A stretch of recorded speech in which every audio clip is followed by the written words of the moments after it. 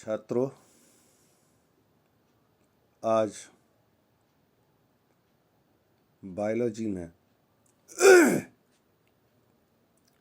हम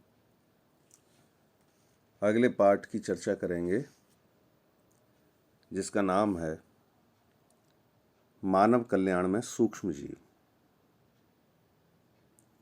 अर्थात microbes in human welfare. तो इसमें सबसे पहले हम सूक्ष्म जीव की बात करते हैं कि सूक्ष्म जीव क्या हैं।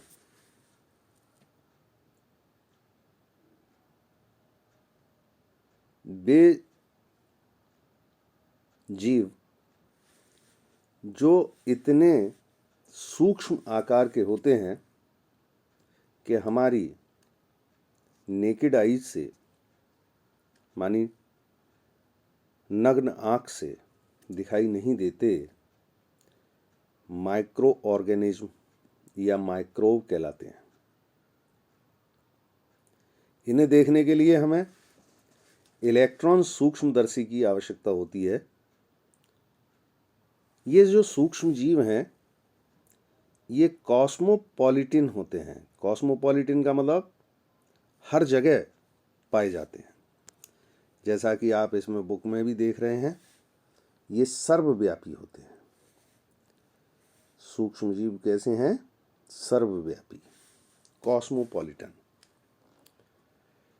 यानी ये ऐसी जगह पर भी पाए जाएंगे जहां जीवन की न्यूनतम संभावना होती है, बिल्कुल संभावना नहीं होती।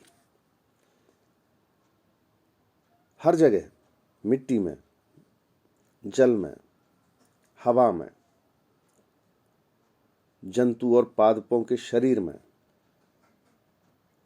प्रत्येक स्थान पर ये सूक्ष्म जीव पाए जाते हैं।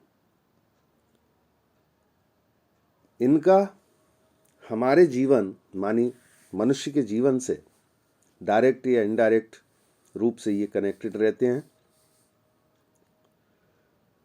और हमारे जीवन की जो दैनिक दिनचर्या है उसमें भी ये महत्वपूर्ण स्थान रखते हैं।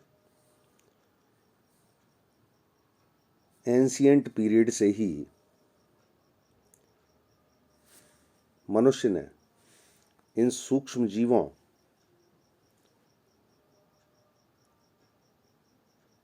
को, जो इनकी जैव रासायनिक प्रक्रियाएं थीं, उनके उपयोग को शुरू कर दिया था पुरातन काल से ही, एंशिएंट पीरियड से ही।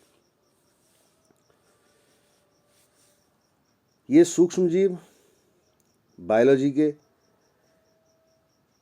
बायोलॉजिकल सिस्टम के एक मेन कंपोनेंट होते हैं। बहुत मिट्टी में बहुत गहराई तक,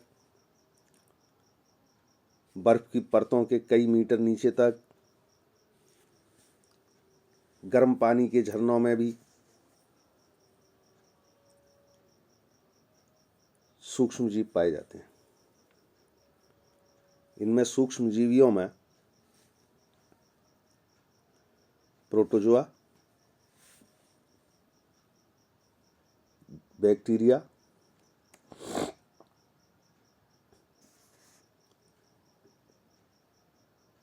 कवक,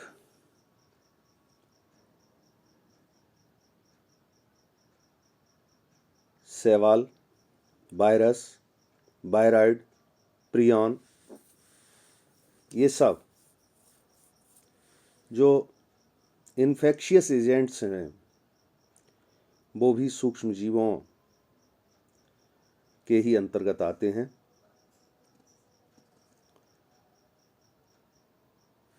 बैक्टीरिया और मोस्टली फंजाई के समान सूक्ष्म जीवियों, माइक्रोब्स जो हैं, उनको हम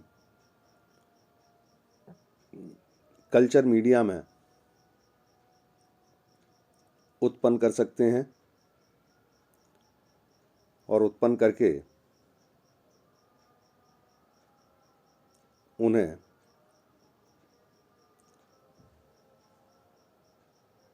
नंगी आंख से भी देखा जा सकता है, इतनी बड़ी कॉलोनी होती है उनकी। ये जो माइक्रोब्स हैं ये लाभदायक भी होते हैं मनुष्य के लिए और हानिकारक भी। कुछ माइक्रोब्स जंतुओं और पादपों में रोग पैदा करते हैं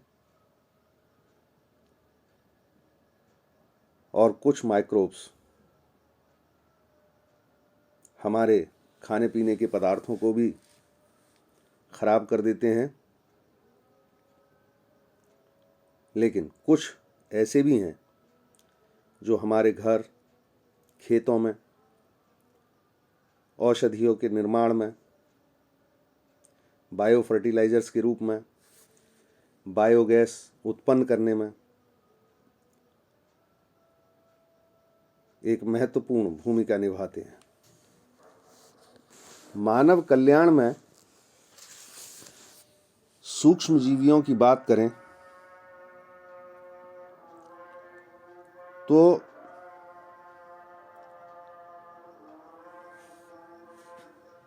बहुत सारे सूक्ष्म जीवियों का मानव कल्याण में योगदान है। इसमें सबसे पहले आता है घरेलू उत्पादों में सूक्ष्म जीव या घरेलू उत्पादों के निर्माण में घरेलू भोज्य पदार्थों में जीवाणुओं और ईस्ट कोशिकाओं का बहुत महत्वपूर्ण योगदान है। पनीर जो बनाया जाता है उसमें दूध का लैक्टिक एसिड द्वारा किण्वन कराने पर पनीर प्राप्त होता है और पनीर निर्माण के लिए स्ट्रेप्टोकोकस, लैक्टोबैसिलस लैक्टिस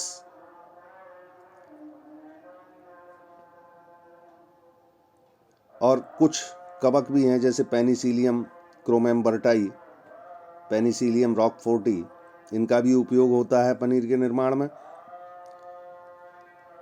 दही के निर्माण में लैक्टिक एसिड बैक्टीरिया दूध में जो केसिन नाम की प्रोटीन होती है उसकी छोटी छोटी बूंदों को इकट्ठा करके दही बनाता है। दूध से दही बनाने के लिए आपने देखा होगा घरों में थोड़ा सा जामन जो पहले से दही बना हुआ है उसकी थोड़ी सी मात्रा लगाकर 5-6 घंटों के लिए खुली जगह पर रख देते हैं। ये जो जामन होता है इसमें 2 प्रकार के माइक्रोब होते हैं, स्ट्रेप्टोकोकस थर्मोफिलस और लैक्टोबैसिलस वल्गैरिस। इन दोनों का अलग अलग कार्य होता है। स्ट्रेप्टोकोकस एसिड का निर्माण करता है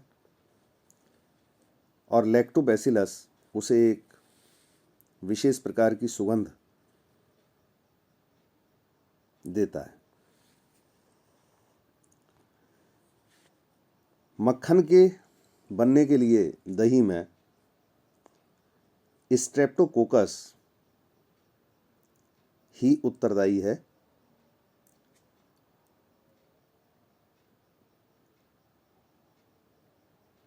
और दही का जो विशेष स्वाद है वो लैक्टिक एसिड और एसिटाल्डिहाइड के कारण होता है। इसके अलावा फर्मेंटेड मिल्क बनाते हैं हम।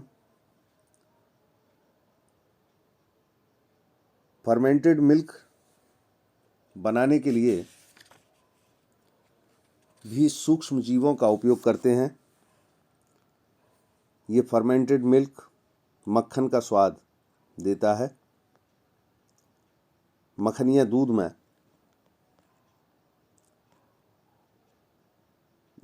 उस दूध से बटर मिल्क का निर्माण भी इन्हीं सूक्ष्म जीवों की सक्रियता से होता है। मट्ठे के बनने में लैक्टोबैसिलस एसिडोफिलस का उपयोग करते हैं। डबल रोटी बनाने के लिए सैक्रोमाइसिस सेरेविसी नाम का एक यीस्ट है जो वायु की उपस्थिति में गीले मैदा या आटे में किण्वन करके कार्बन डाइऑक्साइड बनाता है।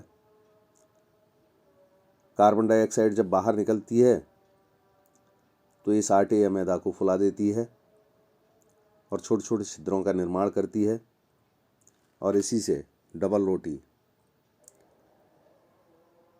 रंध्र युक्त हो जाती है। डोसा, इडली ये तैयार करने के लिए भी हम माइक्रोब्स का उपयोग करते हैं, जिनमें दाल को पीसकर दाल की पिट्ठी तैयार कर लेते हैं और विशेष प्रकार के माइक्रोब्स द्वारा इसे किण्वित कराते हैं, फर्मेंटेड कराते हैं। अचार में सब्जियों को परिरक्षित करने में भी इन माइक्रोब्स का उपयोग होता है। मांस और मछली के रखरखाव के लिए भी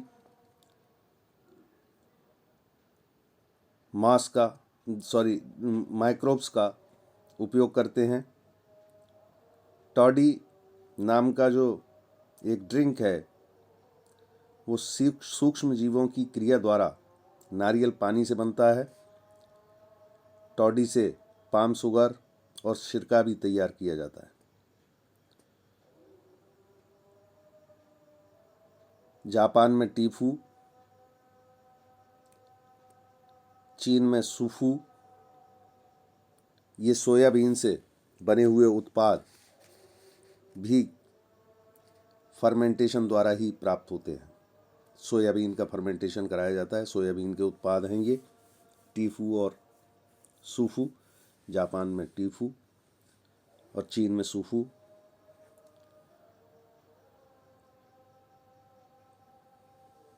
इसके अलावा ये पढ़ लें आप, कल आपको औद्योगिक उत्पादों में सूक्ष्म जीव नाम का पाठ बताएंगे।